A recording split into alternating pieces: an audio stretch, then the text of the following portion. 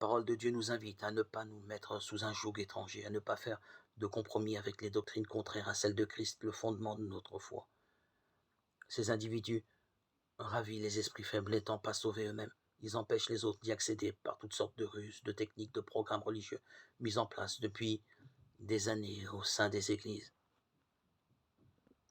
Babylone a son programme, sa feuille de route, son organisation avec des dirigeants, des chefs dans chaque ville, région, département, pays.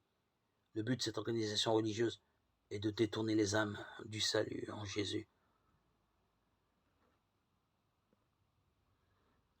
En tout siècle, Dieu se forme un peuple qu'il choisit pour son œuvre, car Christ n'est pas mort en vain, mais il a donné sa vie pour notre salut.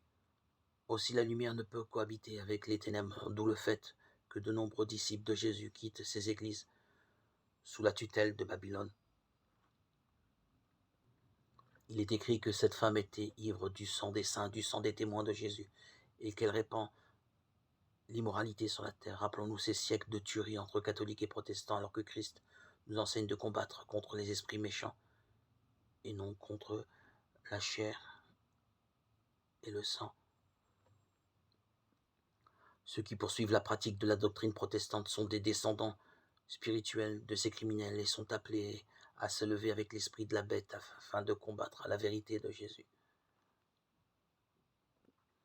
Jésus a toujours dérangé ceux qui veulent vivre dans le mensonge et le péché, ne supportant plus sa parole. Ils ont prospéré dans les discours de fables, de théologie. Babylone a une feuille de route à respecter jusqu'à ce que la bête soit glorifiée par les nations.